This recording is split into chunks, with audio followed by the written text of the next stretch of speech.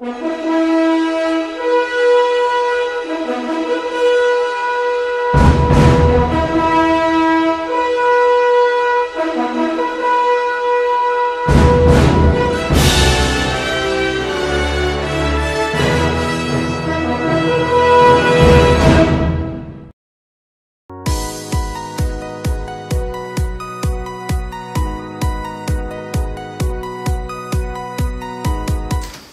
bonjour à tous et à toutes. C'est notre première réunion en Martinique. Donc nous sommes heureux d'être là. Au mois d'octobre-novembre, le Seigneur m'avait mis à cœur de venir ici, chez vous. Nous sommes allés déjà 3 fois en Guadeloupe, 3 fois en Guyane, jamais en Martinique, et il y avait un appel dans le fond du cœur pour venir ici. Ça veut dire qu'ici, il y a des cœurs ouverts pour écouter la vérité. Amen. Et Jésus ne regarde pas au nombre, il regarde au cœur. Et lui seul peut voir ce qu'il y a dans les cœurs, et il attend de voir des cœurs qui sont ouverts à la vérité. Parce que finalement, ce qui compte, c'est qu'on cherche la vérité sincèrement, et quand on cherche la vérité sincèrement, on doit rencontrer Jésus qui s'appelle la vérité. Donc j'avais à cœur de vous parler de 2 choses au cours des diverses réunions qu'on aura ensemble le matin, de voir avec vous qu'est-ce que Jésus-Christ nous a acquis comme héritage. Ça vous intéresse de savoir que vous avez un héritage? Amen. Et donc si on a un héritage, il faut savoir comment puiser dedans et comment utiliser, comment bénéficier de tout ce que Dieu nous a donné en Jésus-Christ et qui lui a coûté tellement cher. Ensuite, dans cet héritage, il y a le fait que Dieu veut nous voir marcher d'une manière nouvelle. Avant de connaître Jésus, on marchait comme on avait appris à marcher dans ce monde, sans connaître Dieu. Et une fois qu'on connaît Dieu, on marche d'une autre manière. Et c'est ça que Jésus veut qu'on connaisse et qu'on puisse apprendre de lui. Parce qu'en Christ, nous sommes une nouvelle créature. On n'est pas comme avant. Nous sommes des créatures nouvelles. On n'a pas le même esprit, on n'a pas les mêmes désirs dans le cœur. Et il faut donc apprendre comment marcher dans cette nouvelle vie-là. Alors je suis venu vous rappeler quelque chose d'important, c'est que Dieu a envoyé Jésus-Christ, son Fils, pour nous sauver et nous guérir. Ça veut dire qu'on avait besoin d'être sauvé avant. Quelquefois, on ne se rend pas compte, la plupart du temps, on ne se rend pas compte qu'on a besoin d'être sauvé. Il faut que Dieu lui-même travaille nos cœurs pour nous montrer qu'on a besoin d'être sauvé de quoi? On a besoin d'être sauvé de la mort. Et pas de la mort physique, puisqu'on doit tous mourir un jour. Hein. Vous êtes d'accord qu'on doit tous mourir un jour? Mais ce n'est pas cette mort-là qui d'abord compte, c'est une mort spirituelle. C'est-à-dire le fait qu'on ne connaît pas Dieu et qu'on est coupé de Dieu. On ne le connaît pas. Jésus-Christ a dit que la vie éternelle, c'est de connaître Dieu. Et celui que Dieu a envoyé, qui s'appelle Jésus-Christ. Avant de me convertir vraiment à Jésus, bon, j'étais catholique, comme beaucoup dans notre pays. Peut-être certains savent, je suis même né à Lourdes, qui est la ville sainte des catholiques. J'ai passé une partie de ma scolarité chez les jésuites, donc des religieux qui étaient très sévères et qui nous faisaient passer par tous les rites de la religion catholique. Et donc dans mon cœur, je croyais en Dieu et en Jésus. J'aimais même la personne de Jésus, mais pour moi Jésus était quelqu'un de très loin. C'était difficile de le contacter. Je me disais, moi Jésus il est là-haut dans le ciel. On ne peut pas vraiment le contacter directement, il faut passer par des intermédiaires, il faut passer par la Vierge Marie, par les saints, par des personnes qui connaissent Jésus et qui peuvent peut-être m'aider. Mais moi, personnellement, je ne connaissais pas le Seigneur Jésus. Et il y avait 2 questions dans mon cœur. Je crois que c'est beaucoup de gens se posent ces questions-là. J'avais envie de connaître quelqu'un qui pouvait me dire en face, moi, je connais Dieu et je peux t'en parler. Et jamais j'ai rencontré une personne comme ça. Il y avait des hommes religieux à qui je pouvais poser la question, est-ce que tu crois en Dieu? Ils me disaient tous, oui, bien sûr, je crois en Dieu. Mais moi, ça ne m'intéressait pas de connaître des gens qui croient en Dieu. Je voulais avoir des gens qui connaissent Dieu et qui peuvent m'en parler. C'est ça qui m'intéressait et je n'en trouvais pas. Ensuite, il y avait une deuxième question qui me posait des problèmes, c'est qu'est-ce qu'il y a vraiment après la mort? Je suppose qu'on se pose tous cette question un jour ou l'autre. Nous savons tous qu'on va mourir, mais on ne sait pas forcément qu'est-ce qu'il y a derrière, après la mort. Donc j'avais ces deux questions-là et je n'avais pas de réponse. Mais comme dans ma vie personnelle, tout allait bien, souvent quand tout va bien, on n'a pas besoin de Dieu, hein, vous êtes d'accord? C'est quand les choses vont mal qu'on commence à crier au secours. Et comme dans ma vie, tout allait bien, alors je ne vais pas m'étendre, mais j'étais passé par une grande école à Paris, la même école où notre président Hollande est passé, donc on est des camarades d'école.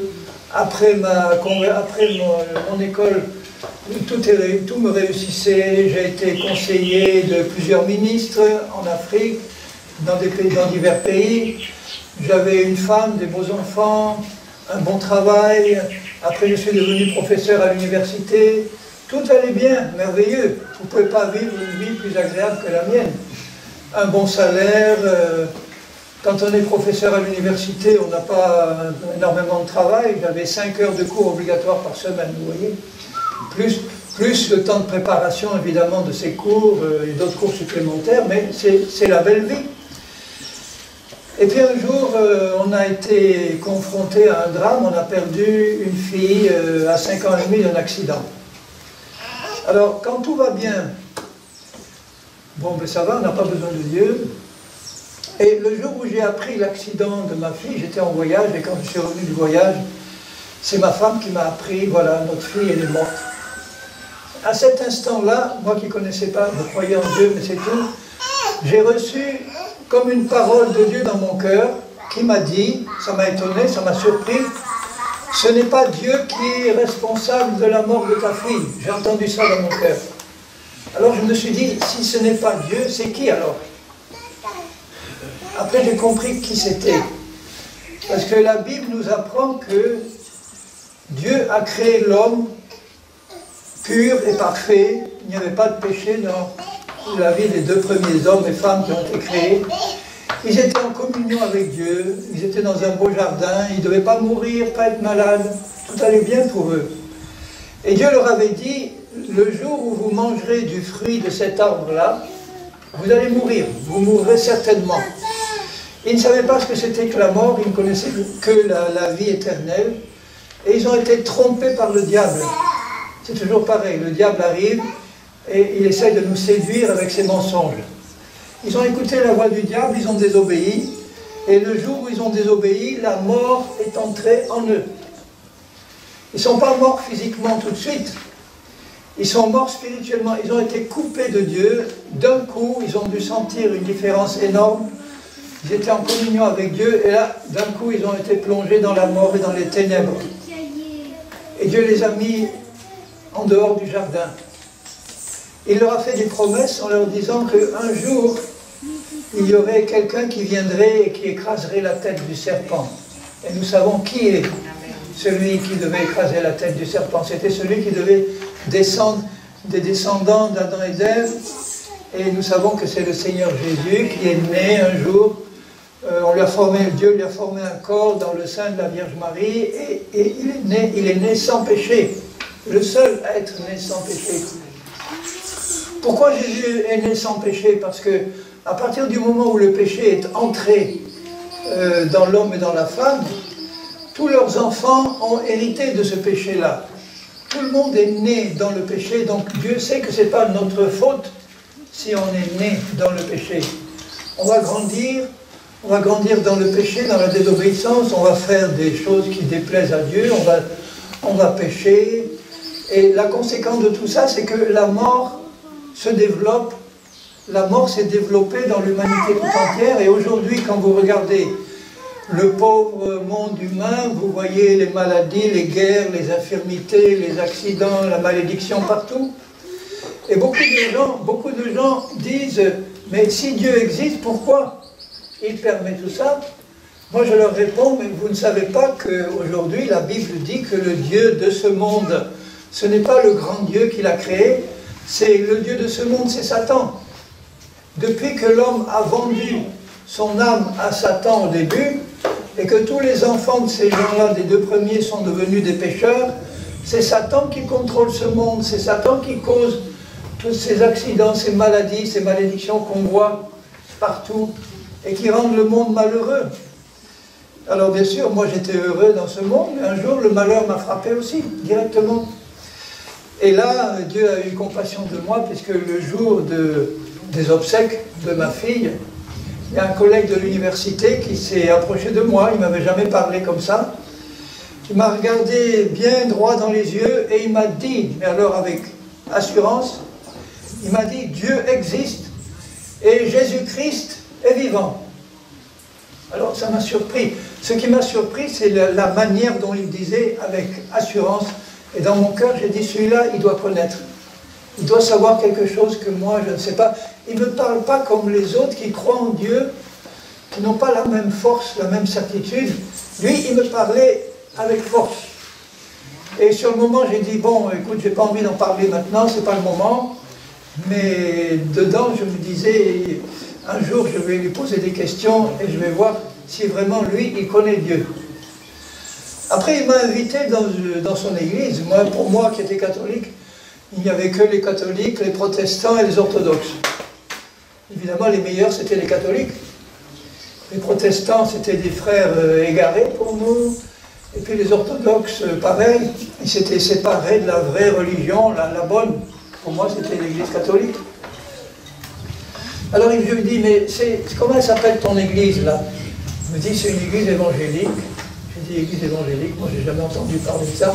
Ça doit être une secte. Donc je ne vais pas dans ta secte, ça ne m'intéresse pas. Et il m'a dit, mais tu devrais quand même venir parce qu'on reçoit dans notre église un pasteur qui est de passage et il a un témoignage extraordinaire. J'ai dit, ah bon, je ne vais pas aller dans ton église, mais je vais l'inviter chez moi, ton pasteur, je vais voir si vraiment il est sérieux. Alors j'invite ce pasteur et puis bon, je ne vais pas raconter tout son témoignage, mais courtement, il me raconte pendant 3 heures, ça a duré, donc je vais résumer en quelques minutes.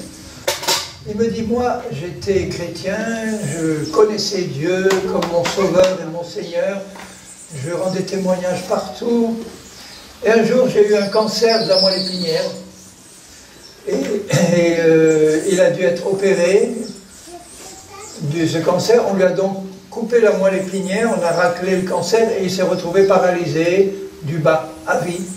Il avait 37 ou 38 ans, marié, 4 ou 5 enfants, chrétien. Et dans son cœur, il se disait, mais pourquoi? Il disait à Dieu, mais pourquoi tu as permis ça?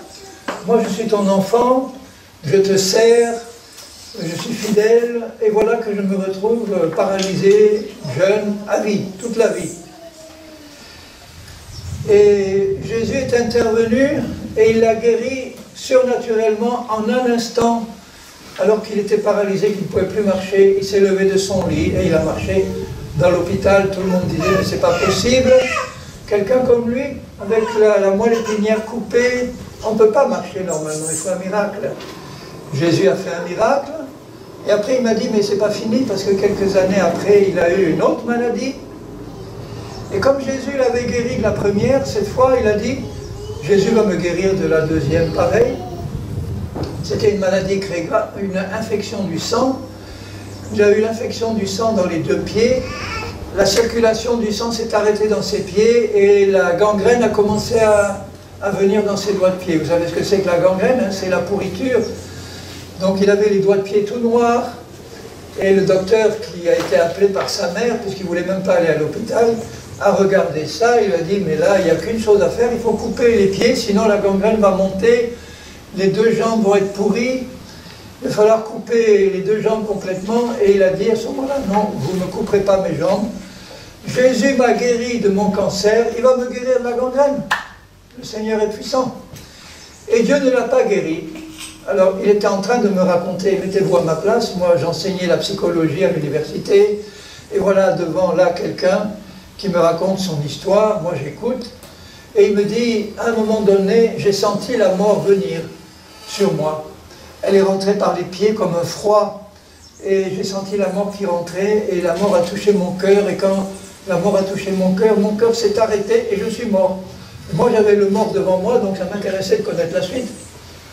Il me dit, je suis mort, et je me suis vu sortir de mon corps. Mon âme, mon esprit, j'ai vu sortir de mon corps, j'ai vu mon corps là dans mon lit.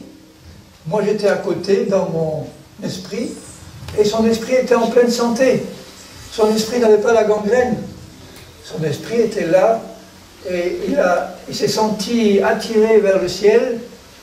Il s'est senti monter à toute allure vers le ciel, et il m'a dit, j'écoutais avec intérêt bien sûr, j'ai vu des portes d'or s'ouvrir devant moi, je suis rentré là, et j'ai été placé devant un trône de lumière magnifique, avec comme un arc-en-ciel de lumière autour, et je n'ai pas vu Dieu sur le trône, mais j'ai vu une forme lumineuse qui était là devant moi, et j'étais là ébloui.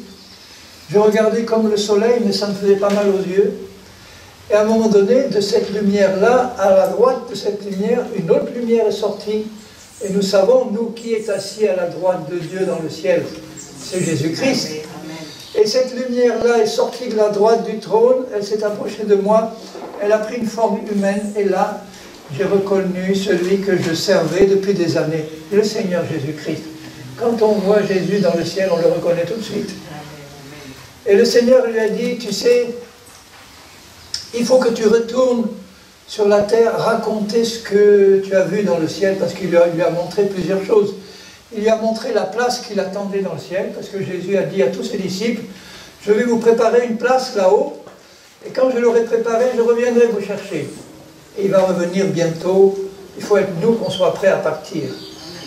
Jésus lui montre la place qu'il a préparée, il lui montre aussi d'autres endroits, il dit, tu vois, ces endroits, ils sont vides, parce qu'il y en a encore beaucoup qui doivent venir là, et ils ne sont pas encore prêts à venir, ce sont des âmes qui doivent se convertir, mais il y a plein de place pour tout le monde. Après, Jésus lui montre un livre, il y a un livre dans sa main, le livre qu'il lui a montré, c'est le même que j'ai moi dans ma main là, c'est la parole de Dieu. Et Jésus lui dit ceci, alors écoutez bien ce que Jésus lui a dit, il faut que tu redescendes sur la terre, dire à tous les hommes que je veux les sauver et les guérir. N'enlève rien, aucune parole de ce livre. N'ajoute rien, n'enlève rien, parce que si tu ajoutes et si tu enlèves une partie de ma puissance. N'enlève rien, n'ajoute rien. Et si tu enlèves une partie de ma puissance, eh bien c'est moi c'est ma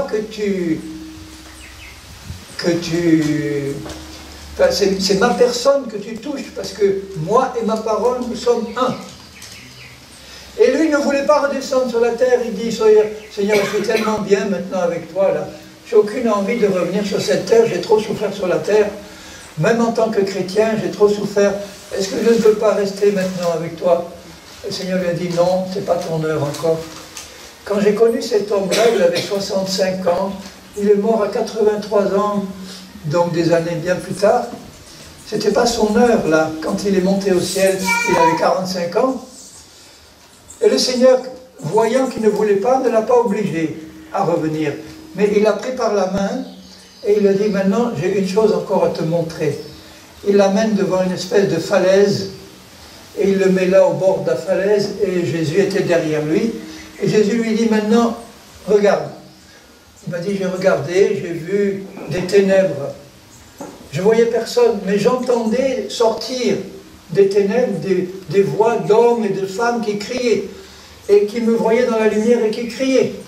Je n'ai pas entendu des voix d'enfants, des hommes et des femmes qui criaient, et qui disaient, si tu peux retourner sur la terre, va prévenir mon père, ma mère, mon frère, ma sœur, et les autres qu'il y a un jugement après la mort. Et nous sommes là, du mauvais côté. Et il criait au Seigneur qui était derrière lui, et il disait, Seigneur, pardonne-nous, Seigneur, sors-nous de là, Seigneur, pardonne-nous. Et alors celui il m'a dit, moi, j'ai entendu la voix du Seigneur comme un torrent, là, qui disait, c'est trop tard pour vous, je ne peux rien faire maintenant. C'est trop tard. Et lui, il était là, il tremblait comme une feuille. Et il savait que c'était trop tard pour eux, mais il pouvait encore revenir prévenir les autres sur la terre. Parce que c'est sur la terre que ça doit se décider. C'est pas après la mort qu'on se convertit, c'est sur la terre. Et là, il a accepté de revenir. Du coup, il a dit, Seigneur, je reviens. Et à l'instant où il a dit ça, il m'a dit, je me suis retrouvé dans mon corps, sur mon lit. Et sa mère, qui avait vu qu'il était mort, avait appelé un médecin. Il était resté mort pendant 3 heures. Le médecin était venu, il avait constaté la mort. Bon, quand même, les médecins, je peux dire qu'ils doivent être au moins capables de voir si on est mort ou vivant. Hein? Il a constaté la mort, il a vu qu'il était bien mort, et voilà que le mort ouvre les yeux. Le médecin a eu la surprise de sa vie. Il a dit, toi tu reviens de loin.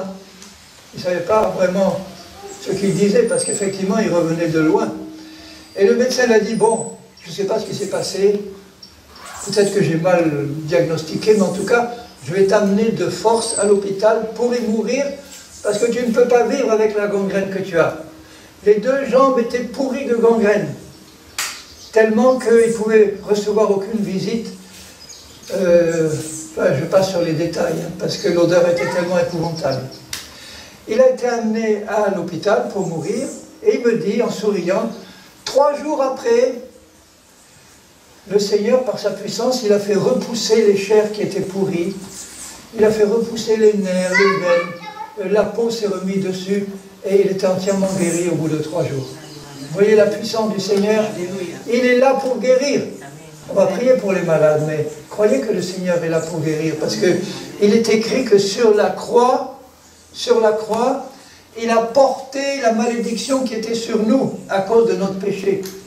À cause du péché qui est le nôtre, et à cause du péché qu'on a hérité de nos parents, il y a une malédiction qui est sur nous, et cette malédiction s'appelle la mort. La maladie aussi, c'est une malédiction, c'est un début de mort, une maladie.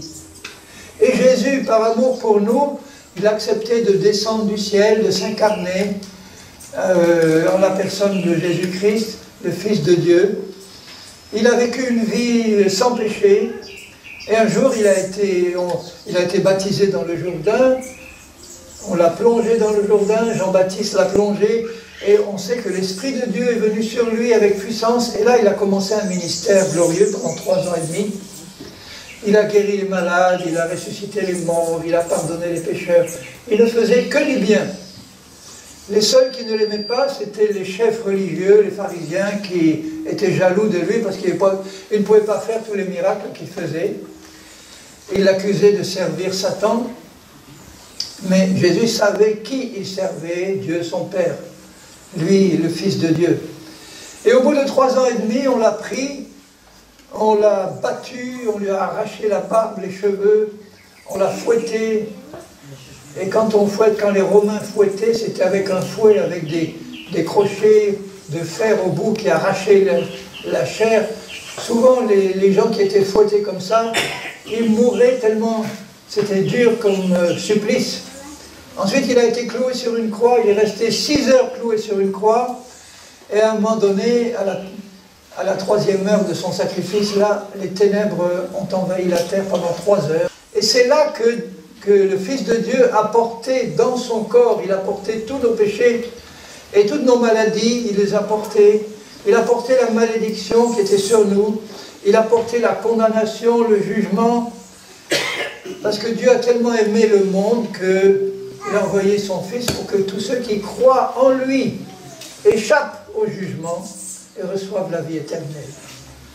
Donc la vie éternelle, c'est quelque chose qui est acquis maintenant pour les hommes du monde entier, mais on ne peut la recevoir que si on se tourne vers Jésus et qu'on le reconnaît comme le Fils de Dieu qui est venu expier nos péchés et qui a pris sur lui la malédiction qui était sur moi.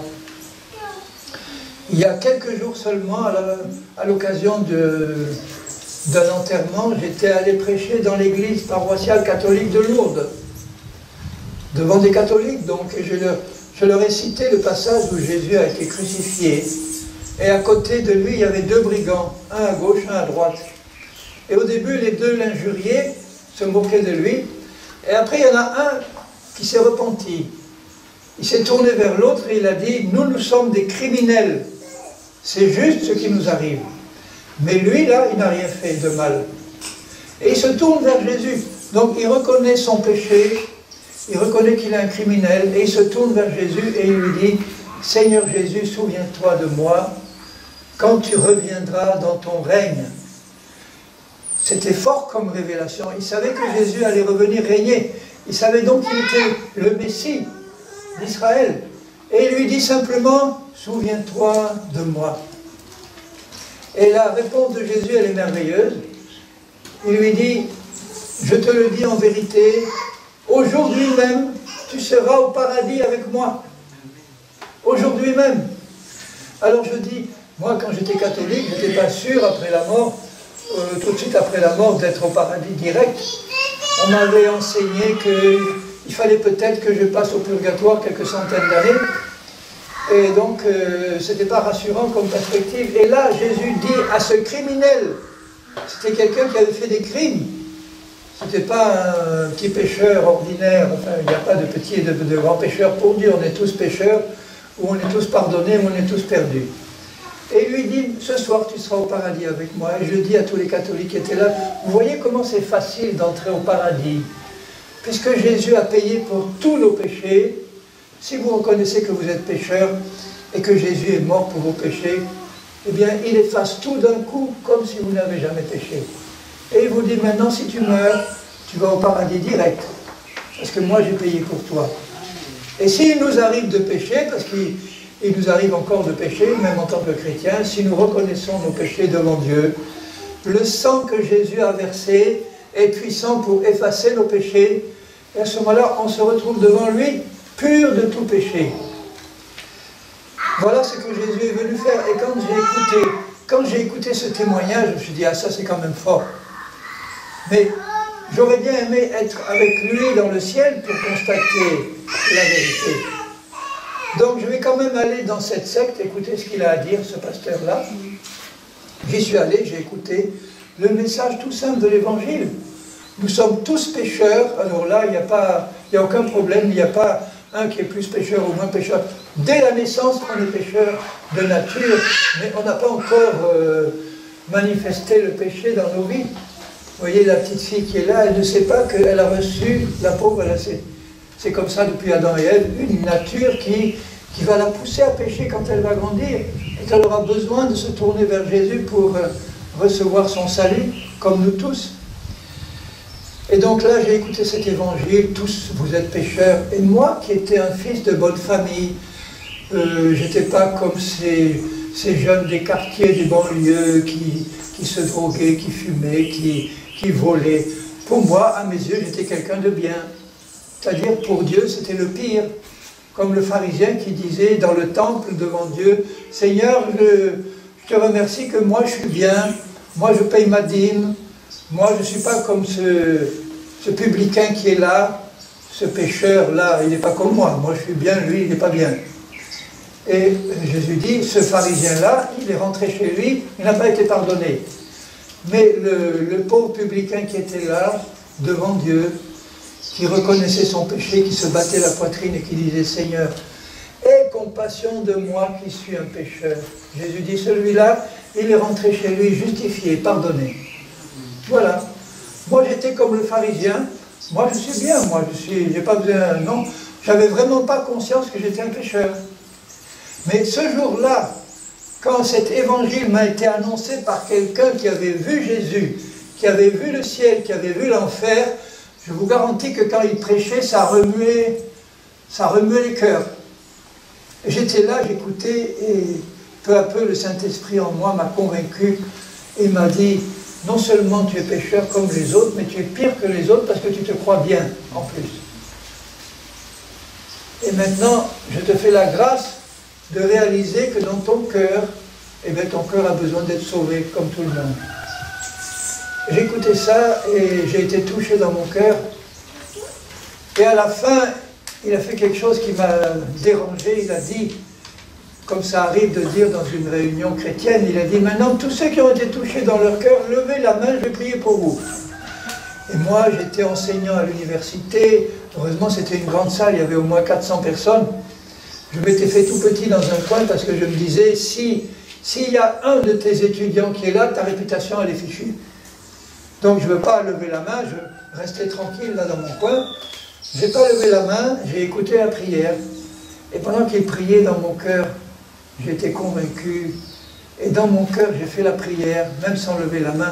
J'ai fait la prière, j'ai dit, oui Seigneur, je suis un pécheur, j'ai besoin de toi. Et je reconnais que tu es mort pour moi, maintenant je te donne ma vie. Et là, il m'a pardonné. C'est là que je sais qu'il a fait de moi une nouvelle personne, dedans, dans mon cœur. Il y a eu encore beaucoup de choses à changer dans ma vie. Ce n'est pas à ce moment-là que je suis devenu parfait du tout, et même maintenant je ne le suis pas. Mais dans mon esprit, là-dedans, il s'est passé une nouvelle naissance. Et on va parler de ce que ça veut dire dans les réunions qu'on aura ensemble. Parce que ce que je n'avais pas compris à ce moment-là, c'est que nous sommes composés de 3 parties, nous, êtres humains. Paul dit, dans une de ses épîtres, il parle de notre esprit, de notre âme et de notre corps. Et il dit que ces 3 parties-là doivent être amenées à la perfection pour le moment où Jésus va revenir nous prendre pour nous amener avec lui. Pourquoi Jésus revient sur cette terre? Il revient pour chercher une épouse. Vous ne savez peut-être pas que Dieu, quand il offre son salut à tout le monde, il ne veut pas se contenter de pardonner les péchés des hommes. Il veut proposer à tous les hommes qui ont été pardonnés de faire partie de l'épouse de son Fils. C'est quelque chose de très grand, ça. Jésus-Christ, le Fils de Dieu, a eu besoin d'une épouse, parce que Dieu a dit depuis le début, il n'est pas bon que l'homme soit seul. Et c'est pour ça qu'il a donné une épouse à Adam, Ève. Et de même pour le Fils de Dieu, son Père a dit, il n'est pas bon que mon Fils soit seul. Je vais lui préparer une épouse qui va être préparée par moi et qui va être pure, sans ride, ni tache, ni rien d'impur, parce qu'il faut qu'elle soit digne d'être l'épouse de mon Fils.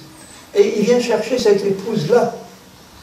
Alors, je vous lis par exemple le passage dans Éphésiens, l'épître aux Éphésiens, au chapitre 5, où il s'adresse aux chrétiens et il leur montre quel est le plan de Dieu pour tous les chrétiens. Dans Éphésiens 5, au verset 25, il parle aux maris.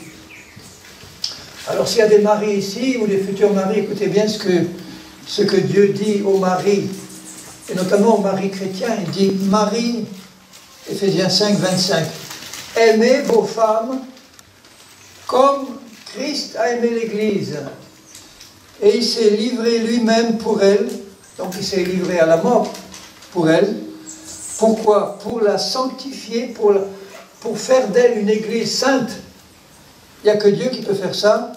Après l'avoir purifiée par l'eau et la parole, selon les versions, il dit l'eau du baptême, mais enfin le but c'est que Dieu veut nous prendre tous, nous sommes tous pécheurs, on est donc impurs devant Dieu, mais il nous aime tel qu'on est. Et il n'est pas venu nous rejeter, il est venu nous appeler. Et il appelle tous les pécheurs, il dit, viens, reconnais ton péché devant moi, je vais d'abord l'effacer. Après, je vais faire de toi une nouvelle personne dedans, dans ton esprit. Et puis, je vais venir habiter dans ton cœur, par mon esprit. Et là, je vais commencer avec toi un travail de purification et de sanctification. Je vais continuer à te purifier, à te nettoyer complètement, jusqu'à ce que tu sois absolument pure et parfaite. Et là, je vais t'enlever à la rencontre. Afin de faire paraître, au verset 27, il dit, devant lui, cette Église glorieuse, et cette Église-là, c'est son épouse, la véritable Église. Donc l'épouse de Christ, elle n'est pas composée de n'importe quel chrétien. Elle est composée des chrétiens qui se laissent travailler par Dieu pour être amenés à cet état de perfection que Dieu seul peut faire en nous.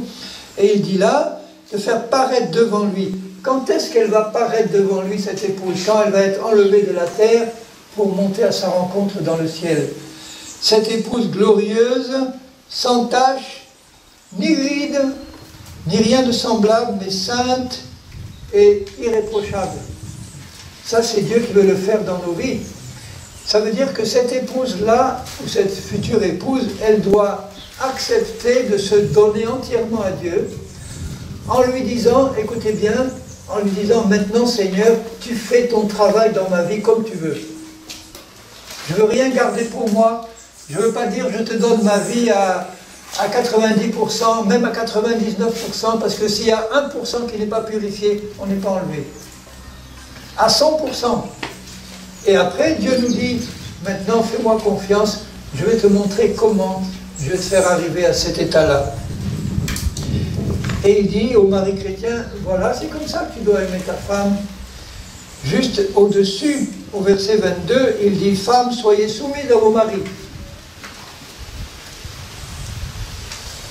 Alors en général, les maris aiment bien entendre ça. Hein. Femmes, soyez soumises à vos maris, voilà, obéissez, mais c'est pas ça que ça veut dire. Il ne dit pas obéissez à vos maris en toutes choses, il dit soyez soumis, c'est pas pareil. Soyez soumis, ça veut dire soyez tranquille, calme, vous ne révoltez pas, vous ne lui rentrez pas dedans, vous restez tranquille, quelquefois même sans rien dire. Si vous maltraitez, restez tranquille, soyez soumis, mais n'obéissez que si il vous demande quelque chose qui est conforme à la volonté de Dieu. S'il y a un mari qui commande à sa femme de faire quelque chose qui n'est pas la volonté de Dieu, elle doit rester tranquille et lui dire, mais non, ça je ne peux pas obéir, mais je reste soumise, ça veut dire je ne me révolte pas contre toi. C'est comme ça que cette épouse de Jésus doit être devant Christ, comme au Seigneur, car le mari est le chef de la femme, comme Christ est le chef de l'Église. Et Christ est un bon chef, ce n'est pas un tyran qui commande, c'est lui qui nous montre la voie, et il attend qu'on comprenne et qu'on accepte volontairement de le suivre, parce que ce qu'il nous montre, c'est bon. C'est pas méchant, c'est pas mauvais. Les commandements de Jésus sont bons, agréables et parfaits. Et dans le cœur des véritables chrétiens qui veulent faire partie de cette épouse-là, il y a ce désir d'obéir à Dieu par amour pour lui. Parce qu'on sait que tous les commandements qu'il nous donne, ce n'est pas pour notre mal, c'est pour notre bien. Par exemple,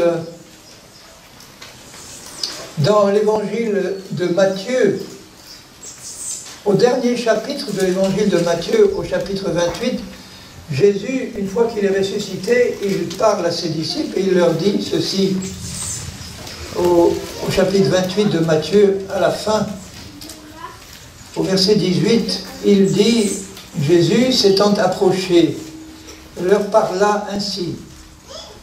Et après, il allait monter au ciel. Et les dernières paroles de Jésus, c'est ça. Tout pouvoir m'a été donné dans le ciel et sur la terre. Ça veut dire qu'aujourd'hui, il n'y a que Jésus-Christ qui a tout pouvoir sur toute la création. Le diable n'a plus aucun pouvoir. Ou s'il a un pouvoir, c'est par rapport à ceux qui ne connaissent pas Jésus et qui sont toujours ses esclaves. Là, il a du pouvoir. Mais nous avons échappé à l'esclavage de Satan. Nous sommes devenus esclaves de Jésus-Christ, de bons esclaves d'un bon maître. Et là, il nous dit, allez, faites de toutes les nations du monde. Allez partout dans le monde entier. Annoncez la bonne nouvelle. Il dit, faites de toutes les nations des disciples. Il ne dit pas des convertis. Des disciples, ça veut dire des hommes et des femmes qui vont écouter la parole de Dieu parce qu'ils veulent obéir. Des disciples, c'est ça. Un disciple, c'est quelqu'un qui obéit à son maître. Pourquoi? Parce que le disciple est en train d'être formé pour être comme son maître. C'est comme dans n'importe quel métier, il y a un apprenti, il y a le maître qui connaît son métier, il y a l'apprenti boulanger, l'apprenti maçon, l'apprenti de n'importe quel métier, il ne connaît rien ou pas grand-chose, et le maître est là, il connaît son métier, il va lui apprendre le métier pour que l'apprenti soit comme lui, ou même s'il peut le dépasser. Nous, on ne peut pas dépasser le Seigneur Jésus, mais il a dit, tout disciple parfait, il sera comme son maître, comme lui. C'est ça que Jésus veut. Alors il dit, allez faites de toutes les nations des disciples, les baptisant. Baptisant, ça veut dire plonger. J'avais fait du grec, chez les jésuites. Et quand je me suis vraiment converti, le premier problème que j'ai eu, c'est le baptême. Parce qu'on me disait, mais est-ce que tu as été baptisé? Moi, je disais oui. Moi, j'étais baptisé catholique à 8 jours. Je dis oui, mais est-ce que tu sais que baptiser, ça veut dire plonger? Oui, je sais. Est-ce que tu as été plongé? Ben non. On m'a mis quelques gouttes sur la tête, j'étais bébé, j'ai rien demandé. Et là, le Seigneur, il dit, il faut les plonger au nom du Père, du Fils et du Saint-Esprit. Et après, l'apôtre Paul, il nous explique pourquoi il faut être plongé. D'abord parce que Jésus l'a ordonné, c'est tout, on ne discute pas. Et il nous explique que ce plongeon dans l'eau représente un enterrement. Quand quelqu'un meurt, normalement, on fait un trou dans la terre, et on le met dans le trou et on referme le trou. Là, on met celui qui est mort à sa vie passée, on le met dans l'eau. L'eau se referme, voilà, et ça représente notre enterrement en Christ. Notre vieille vie, elle est enterrée. Évidemment, on ne va pas laisser le baptiser dans l'eau. On va le sortir tout de suite, et ça représente une nouvelle vie avec Jésus, une vie de résurrection, et c'est pour ça qu'il faut être plongé. Et au bout d'un an, quand j'ai eu fini de résister à Dieu, au bout d'un an, j'ai compris que mon baptême catholique n'était pas le bon baptême chrétien, qu'il fallait que je sois plongé. Et je suis allé trouver un pasteur, et je lui ai dit, eh ben, frère, aujourd'hui je veux être plongé. Il a été d'accord, il m'a plongé. Et ça, c'était un an après ma conversion. Normalement, j'aurais dû être plongé le jour même de ma conversion. Mais je n'avais pas compris, je ne l'aurais pas accepté d'ailleurs. Il fallait que le Saint-Esprit travaille dans mon cœur pour me faire comprendre. Et regardez ce qu'il ajoute tout de suite après. Baptisez-les au nom du Père, du Fils et du Saint-Esprit. Donc s'il y a quelqu'un qui est converti à Jésus ici et qui n'est pas encore plongé, eh bien, il faut le faire rapidement. Ici, il y a de l'eau partout. Il y a la mer, il y a de l'eau. On peut plonger les gens s'ils sont convertis à Jésus dans leur cœur.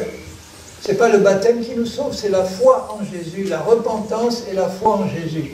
Quelqu'un qui est repenti, qui s'est reconnu pécheur et qui a reconnu que Jésus est mort sur la croix pour ses péchés, qui s'est repenti et qui accepte Jésus, celui-là, il peut être baptisé tout de suite. Et Jésus ajoute, et enseignez-leur à observer tout ce que je vous ai prescrit. En français simple, ça veut dire, apprenez-leur à obéir à tout ce que je vous ai commandé. Au début, quand on connaît Jésus, on ne sait pas tout ce qu'il nous a commandé. Moi, je ne connaissais rien des commandements de Jésus. Il a fallu que j'étudie moi-même la Bible, que j'écoute des enseignements qui étaient conformes à la parole de Dieu. Et là, petit à petit, j'ai commencé à comprendre ce que Jésus voulait que je fasse. Et j'ai commencé à obéir, parce que dans mon cœur, j'avais le désir d'obéir à Jésus. Est-ce que vous avez aussi ce désir-là? Amen. Donc, on va passer dans les jours qui suivent. On va continuer à voir ensemble. Là, j'ai encore un petit moment. On va continuer à voir ensemble ce que Jésus nous commande de faire. Parce qu'au fur et à mesure qu'on obéit, le Saint-Esprit nous nettoie, nous purifie, il nous fait grandir. Et il nous prépare à l'enlèvement. Et on doit être sûr que Dieu, qui connaît exactement ce qu'il faut faire dans ma vie, il sait ce qu'il faut faire pour me purifier et il va m'amener au but final. Le but final, c'est que je sois prêt à partir à sa rencontre. Et Paul, je vais vous lire le passage dans la première épître aux Thessaloniciens, où il annonce ce programme-là, qui est pour nous tous. Dans la première épître aux Thessaloniciens, au chapitre 5, il venait de leur parler de l'enlèvement de l'Église, et au chapitre 5 et au verset 23, il leur dit ceci, « Que le Dieu de paix vous sanctifie lui-même, vous purifie lui-même tout entier, et que tout votre être, l'esprit, l'âme et le corps, vous voyez, toutes les parties de notre être, l'esprit, l'âme et le corps, soient conservés irrépréhensible, ça veut dire simplement irréprochable, parfait, soit conservé parfait lors de l'avènement de notre Seigneur Jésus-Christ. Pour nous, le jour de l'avènement, c'est le jour où on va être enlevé. Et il dit, il faut que vous soyez arrivés à cet état-là, parce que Dieu va enlever une épouse parfaite. Il ne va pas enlever une épouse qui va continuer à purifier dans le ciel. Il va l'enlever parfaite. Et il ajoute, celui qui vous a appelé est fidèle, et c'est lui qui le fera. Mais il ne peut pas le faire dans la vie de quelqu'un qui lui dit, ah moi, je veux pas que tu travailles dans ma vie à 100%. Je veux que tu travailles à 50% et tu me laisses 50% pour moi. Dieu, qui n'est pas un tyran, va dire, bon, je vais travailler 50% dans ta vie, mais les 50% qui restent, là, ils ne seront pas purifiés. Tu ne peux pas faire partie de mon épouse. Tu peux encore faire partie de ceux qui seront sauvés, qui ne vont pas aller en enfer, si tu ne meurs pas dans ton péché, mais tu ne peux pas faire partie de l'épouse que je vais enlever parce que tu ne t'es pas laissé travailler à 100%. Tu n'as pas un cœur de disciple, tu n'es pas prêt à obéir. Il y en a qui me disent, oui, mais j'ai peur parce que si je me donne à 100%, peut-être que Jésus va me dire, abandonne ta belle île de Martinique là et va en Sibérie pour prêcher pour moi. Moi, j'ai pas envie, il fait trop froid là-bas. Je suis bien ici, moi. Et si tu dis ça à Dieu, tu n'as pas un cœur de disciple, tu dois lui dire, Seigneur, je te donne ma vie pour faire ta volonté, quelle qu'elle soit. À un moment donné, Dieu m'a parlé, il m'a dit, alors que j'étais directeur des études, j'avais eu la promotion, tout allait très bien, il me dit, maintenant tu démissionnes de ton travail, et puis tu vas annoncer l'évangile partout. Et puis il me dit, enfin quand je vous dis, il m'a pas parlé dans mon oreille, mais c'était une voix intérieure dans mon cœur. Il me dit, tu démissionnes, tu vas prêcher l'évangile, sans salaire, sans sécurité sociale, sans chômage, sans demander de l'argent à personne, sans rien demander. C'est moi qui vais pourvoir à tes besoins. Et depuis qu'il m'a dit ça, il a été fidèle tous les jours de ma vie. Et je peux témoigner qu'il a pourvu à tous mes besoins sans que j'ai besoin de demander quoi que ce soit à personne. Parce que Dieu est fidèle. Tout l'or et l'argent du monde lui appartiennent. Il peut vous envoyer à l'autre bout du monde, il va payer d'avance votre billet d'une manière surnaturelle. Tous les jours, ça a été une vie de miracle pour qu'il pourvoie aux besoins de la journée. Dieu est fidèle. Il ne faut pas avoir peur de l'avenir avec lui. Il ne faut pas avoir peur de manquer de quelque chose, parce que tout lui appartient. Alléluia. Amen. Gloire à Dieu. Donc là c'est le début. Ce que je voudrais faire maintenant, c'est passer un moment à prier avec vous. D'abord, je vais faire un appel ici. Je vais demander, comme j'ai entendu le premier jour où j'ai entendu l'évangile, s'il y a ici quelqu'un qui n'a jamais donné son cœur à Jésus, qui a été touché maintenant par le message que j'ai donné, mais qui n'a encore vraiment pas donné sa vie, qui ne s'est pas reconnu pécheur et qui n'a pas vraiment reconnu, comme moi, Jésus qui est mort pour ses péchés, à lui personnellement. Si c'est le cas, eh bien levez la main, je vais prier pour vous là. S'il y a quelqu'un qui a besoin de prier pour être conduit au Seigneur et au pardon de ses péchés, eh bien je voudrais vous aider à le faire maintenant. Alors si c'est le cas, levez la main. Est-ce qu'il y a quelqu'un qui a besoin de se pardonner, de donner sa vie? Moi je sais que je n'ai pas osé lever ma main, mais il m'a pardonné quand même. Donc quand je fais un appel et que je ne vois pas de main se lever, je me rappelle ce qui s'est passé avec moi, et je sais que vos cœurs peuvent être encore touchés. Donc j'ai vu, vous qui avez levé la main, je vais prier pour vous maintenant. Écoutez la prière, parce que c'est dans le cœur que ça se passe.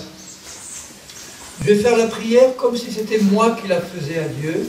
Vous allez l'écouter, vous allez l'accompagner dans votre cœur pour qu'elle devienne votre prière à vous. Donc là, je m'approche de Dieu, le Créateur, de Dieu le Père, au nom de Jésus-Christ. Et je te dis, mon Dieu, que maintenant, et vous faites la prière avec moi dans votre cœur, je me reconnais pécheur devant toi. D'ailleurs, dites-le à voix basse à Dieu. C'est pas qu'il n'entend pas ce qui se passe dans votre cœur. Le fait de le dire à voix basse est important pour Dieu parce que la confession qui vient du cœur, elle a besoin d'être exprimée par la bouche. Alors vous dites, Seigneur mon Dieu, je me reconnais pécheur devant toi, mais je reconnais aussi que tu as envoyé Jésus-Christ pour mourir sur la croix pour moi. Et que maintenant que je me reconnais pécheur devant toi, je sais que toi qui es mort sur la croix pour moi, tu m'accueilles maintenant et tu pardonnes tous mes péchés. Je reconnais que le sang que tu as versé sur la croix, il est suffisant pour effacer tous mes péchés. Et maintenant, selon ta parole, parce que tu n'es pas un homme pour mentir, tu me dis que si nous confessons Jésus-Christ, tous nos péchés sont pardonnés. Et je crois que tu le fais maintenant pour moi. Maintenant, je te donne ma vie entièrement. Je te prie de conduire ma vie jusqu'à ce jour où tu vas venir enlever ton Église véritable, ton épouse. Je me donne à toi complètement. Maintenant, l'engagement que je fais devant toi, c'est de suivre Jésus-Christ. C'est de suivre ta parole. C'est d'apprendre la vérité. C'est d'étudier moi-même ta parole pour connaître ce que tu me demandes, pour connaître ta volonté. Et je sais, j'ai là dans le cœur l'assurance que tu vas m'amener au but, parce que nous venons de le lire. C'est toi qui le feras, et c'est toi qui vas m'amener au but final avec toi. Alors merci pour le salut que j'ai reçu maintenant.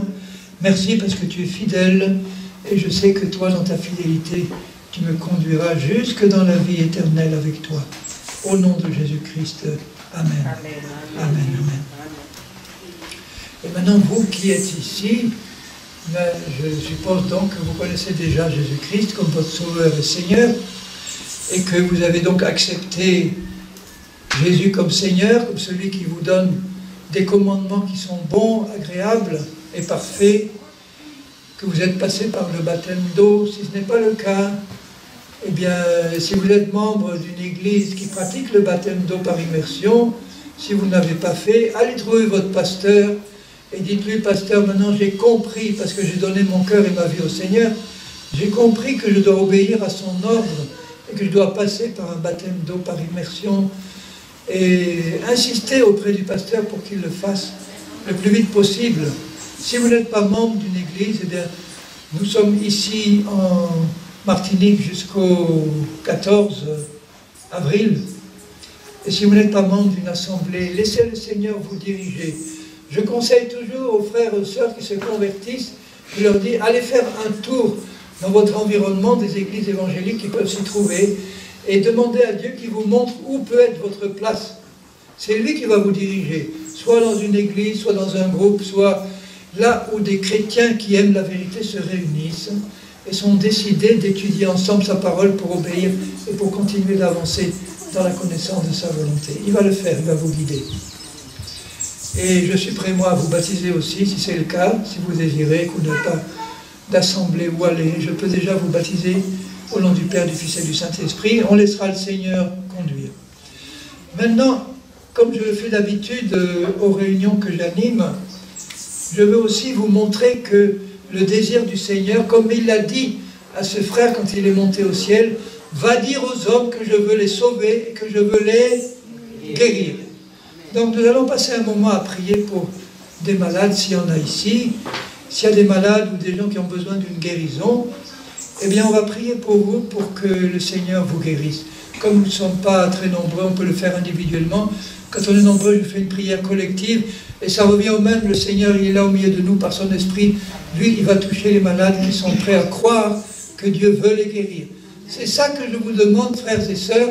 Croyez que Dieu veut vous sauver, mais croyez qu'il veut aussi vous guérir. Et pourquoi il veut vous guérir?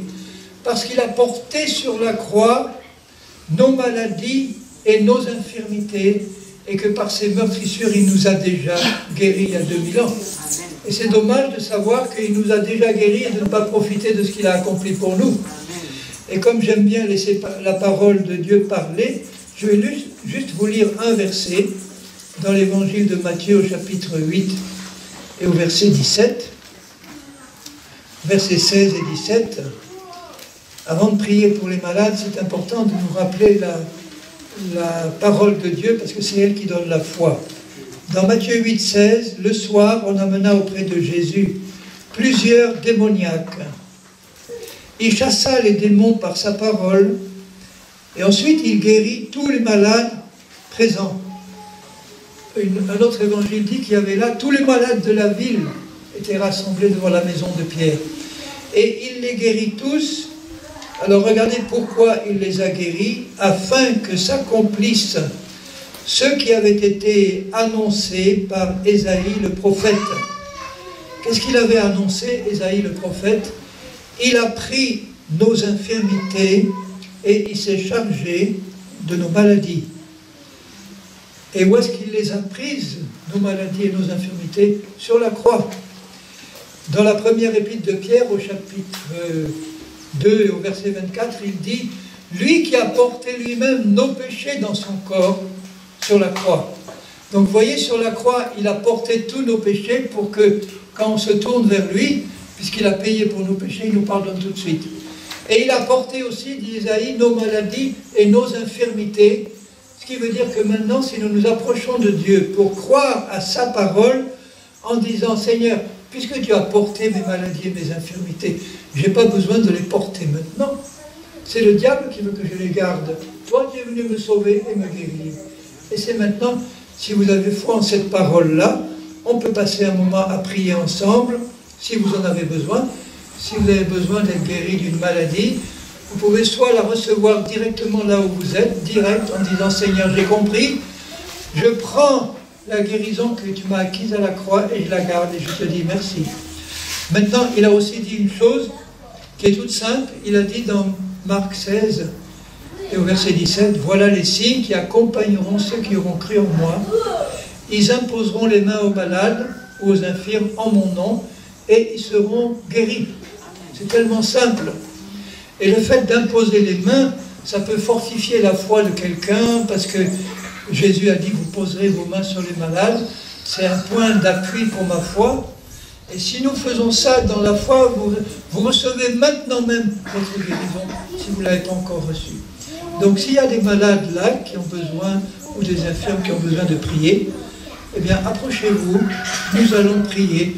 On va poser nos mains sur Nicole. Et alors ce que Dieu va te demander, ma sœur, c'est au moment même où nos mains se posent sur toi, de te considérer comme guéri. De ne pas regarder aux symptômes, aux choses visibles encore, mais tu prends ta guérison, et Dieu qui est fidèle, il va la manifester soit immédiatement là, soit dans les heures qui suivent ou les jours qui suivent. Et pas dans 20 ans, d'accord? Je le crois. Donc, tu le crois? Oui, je le crois. Quand est-ce que tu veux être guéri? Tout de suite. Maintenant. Amen. Amen. Alléluia. Tout de suite. Alors, nous posons nos mains au nom de Jésus-Christ. Sois guéri maintenant de ce mal, maintenant. Que ce mal disparaisse de ton corps, maintenant, au nom de Jésus-Christ. Prends ta guérison maintenant, au nom de Jésus. Fais quelque chose maintenant que tu ne pouvais pas faire jusque-là. Qu'est-ce que tu ne pouvais pas faire jusque-là? Est-ce que tu pouvais lever ton bras? Jusqu'en haut? Alors je t'aide, je le lève, je le baisse. Tu pouvais le lever toi-même? Avec difficulté? Eh bien, on va le faire ensemble. Voilà, on va le faire au nom de Jésus, une fois, 2 fois, 3 fois, et à la 4e fois, je dirais, maintenant tu le fais toute seule, d'accord? 1 fois, 2 fois, 3 fois, et maintenant tu fais toute seule. Lève ton bras maintenant. Amen, voilà. Alléluia. Rebaisse-le. Relève ton bras maintenant, au nom de Jésus. Voilà, bien, plus haut. Voilà. Amen. Est-ce que tu pouvais lever ta jambe droite aussi? Voilà, mais je pense que maintenant, tu mets ta foi en action, tu peux la lever plus. Allez, maintenant, au nom de Jésus, lève ta jambe droite maintenant. Voilà. Le plus haut que tu peux. Au nom de Jésus. Voilà. Maintenant, tu vas marcher normalement ici maintenant. Vas-y, avance. Considère-toi comme guéri et marche normalement. Voilà. Marche, tu vas aller jusqu'au bout. Amen. Reviens maintenant. Reviens et marche plus vite. Voilà. Cours au nom de Jésus. Amen. Voilà. Amen. Alléluia. Elle met sa foi en action. Ça veut dire que le Seigneur maintenant, il a commencé ce travail-là.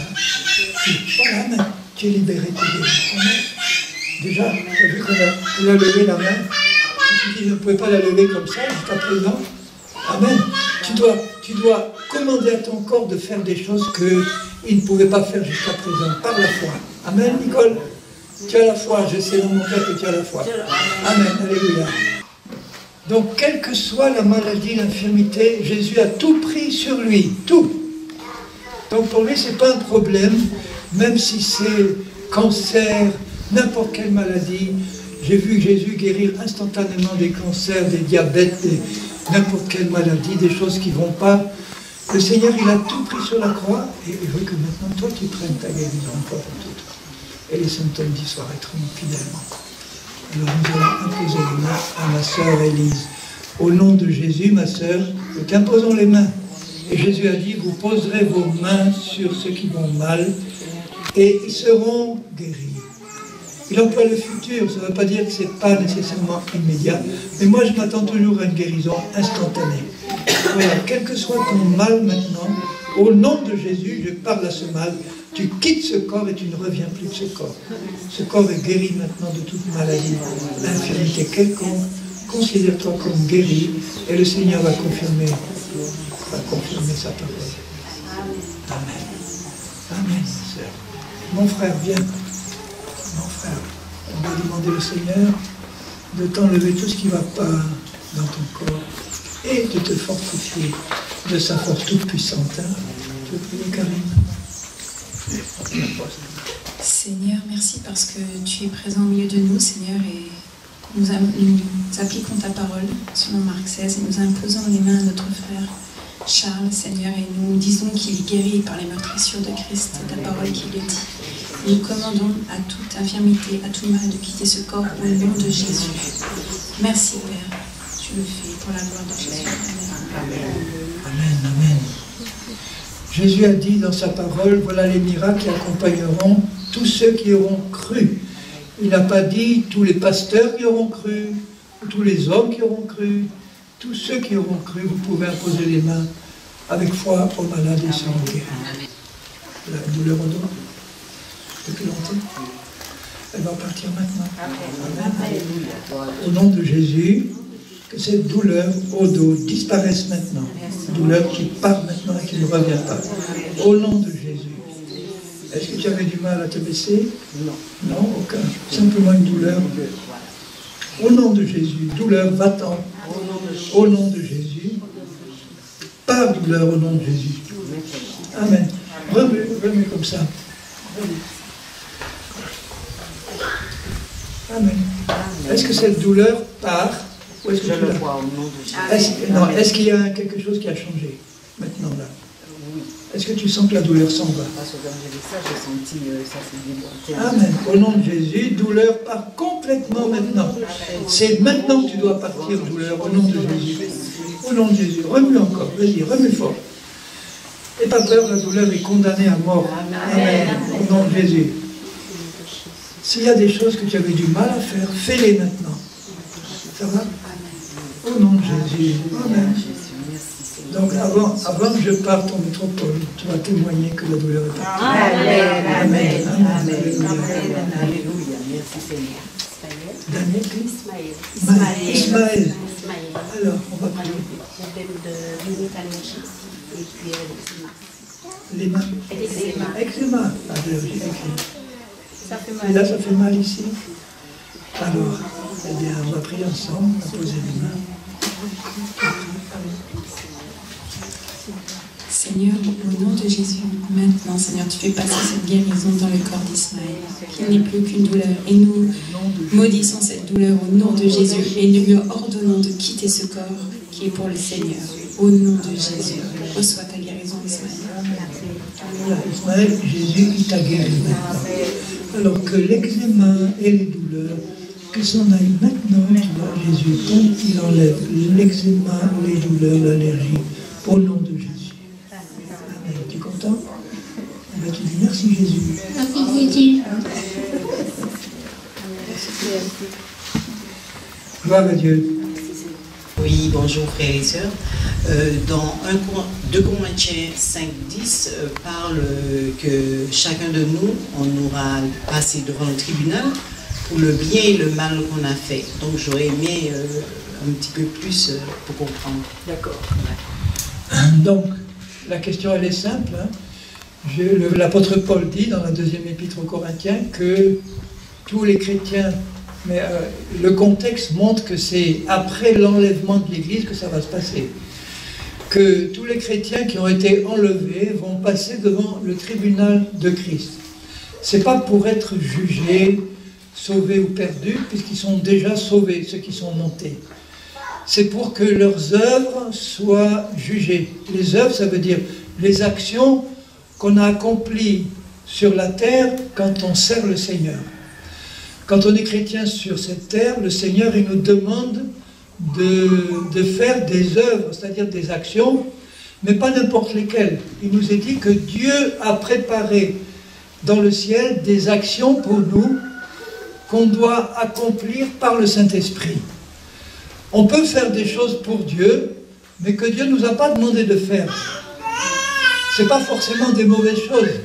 Par exemple, si Dieu dit à un chrétien, il lui met dans le cœur la pensée, il lui dit, tu vas aller dans ton village, et là dans ton village, tu vas amener au Seigneur 3 personnes. Et je vais te montrer lesquelles. Donc tu vas t'installer dans le village, tu vas prier pour ces personnes-là, tu vas les évangéliser, et ma volonté, c'est que tu amènes ces 3 personnes au Seigneur, parce que je les connais d'avance. Et puis, ce chrétien-là, il dit, mais Seigneur, c'est pas assez pour toi. Moi, j'aimerais aller dans le monde entier, gagner 1 million de personnes pour toi. Alors, il décide de lui-même d'aller dans le monde, il ouvre une radio chrétienne, une télé chrétienne, il évangélise, et il va amener 1 million de personnes au Seigneur. Ces personnes-là, elles seront sauvées. Mais est-ce que cet homme-là aura fait la volonté de Dieu? Oui ou non? Non. Il n'a pas fait ce que Dieu lui demandait. Dieu lui dit, va dans ton village, va témoigner à 3 personnes. Et lui, il a dit, moi, je préfère amener 1 million de personnes à Dieu. Ou l'inverse, Dieu peut demander à quelqu'un de lui dire, je veux te donner un ministère puissant pour amener beaucoup d'âmes. Et lui, il dit, j'ai connu des cas comme ça, où Dieu a parlé à une femme, pour lui dire, tu vas témoigner à tes voisins, à ta famille, dans ton village. Et elle a dit, non, moi je suis une femme, moi, ma place elle est à la maison, je n'ai pas l'autorisation de parler aux âmes, de les amener au Seigneur, je ne suis qu'une simple femme. Et pendant des années, elle n'a pas voulu obéir à Dieu, et elle a fini à un moment donné par être convaincue que Dieu voulait vraiment qu'elle porte témoignage à ses voisins, à sa famille. Juste témoigner de Jésus, juste amener quelques âmes au Seigneur. Et quand elle a obéi, elle a ouvert simplement le salon de sa maison. Son mari était converti, mais pas très spirituel. Il l'a laissé faire quand même. Elle a ouvert son salon, elle a commencé à inviter les voisins et la famille. Et Dieu a donné à cette femme une telle onction que le Saint-Esprit parlait par sa bouche et les gens se convertissaient en grand nombre. Et devant l'onction qu'elle avait, eh bien, ce n'était pas seulement sa famille et ses voisins qui ont commencé à être touchés. Mais quand la nouvelle a été connue, c'est les villages d'à côté, c'est les gens qui ont commencé à l'inviter en disant « mais on reconnaît que Dieu t'a donné une onction pour évangéliser, pour parler de Jésus. Donc viens parler à ma famille, viens parler à mon village. » Et au bout de quelques années, ça se passait en Amérique, au bout de quelques années, on l'invitait partout pour aller prêcher l'évangile. Et elle a eu quelquefois des milliers de personnes devant elle qu'elle a menées au Seigneur. Et c'était une femme. Est-ce que vous croyez qu'une femme peut être appelée par le Seigneur pour amener des âmes à Jésus? Amen. Bien sûr, Amen. Ça a été son cas, mais pendant des années, elle a résisté.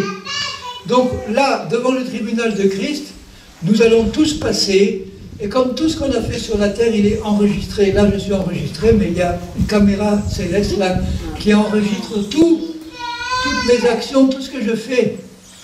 Et si je suis un homme obéissant, je vais comprendre ce que Dieu me veut, parce que je connaîtrai sa parole, je vais obéir.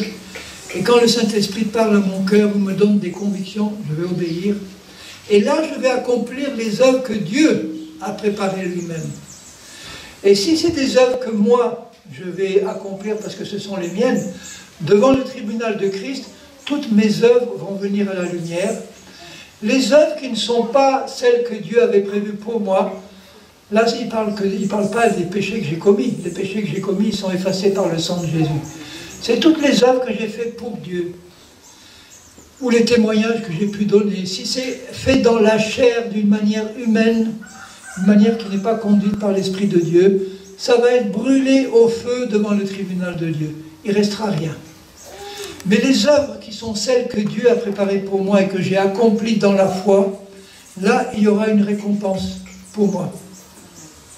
Et cette récompense, eh bien, quand je vais la recevoir, je sais ce que je vais en faire, je vais la donner à Jésus. Parce que c'est lui, ce sont ses œuvres à lui. C'est lui qui les aura inspirées. C'est à lui seul que revient la gloire. Mais il y aura quand même des récompenses. Je ne sais pas lesquelles. Est-ce que c'est une meilleure place quand on va régner avec Jésus sur la terre actuelle? On va faire partie de son équipe, rapprochée ou pas, j'en sais rien.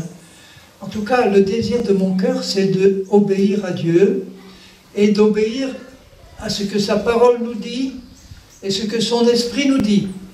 Et si je fais ça, là, je vais accomplir les œuvres qu'il a préparées lui-même. Et il y aura une récompense pour la gloire de Dieu. Voilà ce qui va se passer devant le tribunal de Christ. Ça va être fait quand l'Église sera enlevée. Après, quand tout le monde aura passé devant le tribunal de Christ, ça va prendre un certain temps, parce qu'il y en aura quand même des millions de personnes à passer là. Après, il y aura les noces de l'agneau de Dieu. C'est-à-dire qu'entre son épouse et lui, il va y avoir les noces de l'agneau.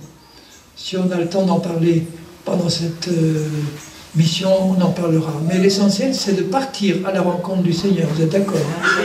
C'est d'être prêt à partir dès que la dernière trompette va sonner, qu'on soit tous prêts à partir. Seigneur mon Dieu, je veux te bénir parce que tu nous as mis sur le cœur de venir dans cette belle île de la Martinique. Parce que je sais que là, il y a des cœurs qui sont ouverts à ta parole. Et qui sont prêts, que tu as préparés d'avance pour écouter ta parole. Ma prière, c'est que tu continues à diriger ces moments, que ce soit les réunions du matin ou du soir dans diverses églises, que les cœurs soient ouverts, que tu me donnes d'annoncer ta parole avec une pleine assurance et qu'elle soit reçue dans des cœurs ouverts à la vérité. Et que tu confirmes, Seigneur, cette bonne nouvelle par des conversions, des guérisons et des miracles, comme nous le voyons dans ta parole, parce que ce sont des choses qui glorifient le nom de Jésus-Christ. Voilà, mon Père, ma prière, et maintenant continue de bénir tous ceux qui écoutent ce message, et que ta volonté s'accomplisse dans nos vies, au nom de Jésus-Christ. Amen. Amen. Je vous aime tous, et maintenant on va passer un moment dans la communion fraternelle. Merci à tous.